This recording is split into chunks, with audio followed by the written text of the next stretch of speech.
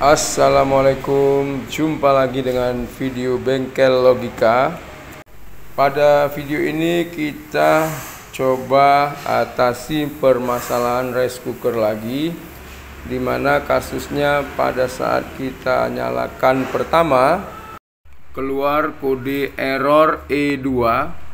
Biasanya kasus kode error E2 ini adalah kerusakan pada tidak terbacanya sensor seperti sensor penghangat atas,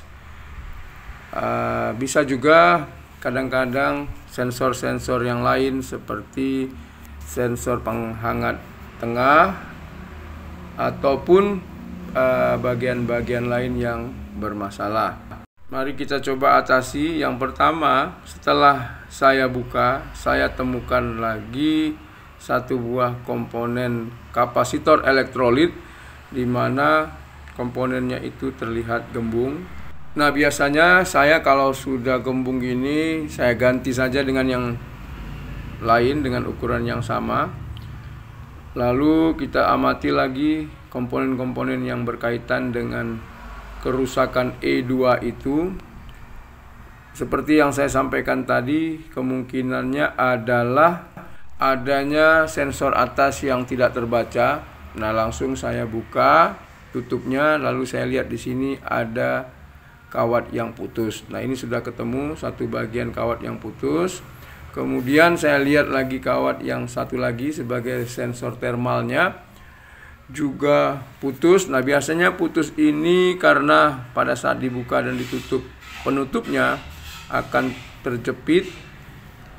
Nah, ini dia. Setelah kita ganti komponennya, saya sambung komponennya. Di sini sensor tengah terlihat yang putus, kemudian elemen pemanasnya juga putus, dua-duanya putus. Itu biasanya karena pada saat dibuka terjepit dengan bagian engsel. Nah, setelah kita atasi ini, lalu kita coba nyalakan, dan hasilnya kode E2 itu sudah tidak muncul. Nah, pada saat kita coba untuk memanaskan atau memasak dengan memasukkan air ke dalam tabungnya, tetapi di sini kita lihat air tidak panas, berarti nasinya juga menjadi tidak panas. Sedangkan bagian atas dengan bagian bawah itu sudah bisa hangat.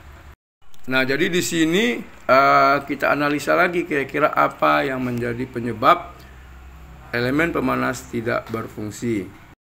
Nah, dari hasil pengukuran ke relay, di sini menunjukkan relay berfungsi, artinya mengaktifkan pegas, tetapi permasalahannya adalah relay ini tidak bisa menghubungkan antara kutub tengah dengan kutub samping, yaitu tegangan 220-nya. Artinya lilitannya berfungsi, hanya saja kontaktornya tidak berfungsi. Nah, lalu coba kita lihat ke komponennya, kita ukur apakah ada tegangan pada output relay. Nah, seperti ini kita perhatikan. Terus kembali lagi kepada pemeriksaan komponen-komponen, apakah ada yang putus, khususnya untuk bagian relay. Nah, dari hasil pengukuran itu ada dua komponen, yaitu air screen yang seperti pada gambar. Kemudian relaynya saya bongkar, lalu saya hubungkan, saya bersihkan kontaktornya. Setelah itu ada sebuah dioda 4148, yaitu untuk breakdown tegangan yang juga putus. Nah, saya ganti dengan dioda IN4007. Lalu setelah kita ganti, di mana relaynya sudah kita bersihkan kepala kontaktornya, setelah kita pasang.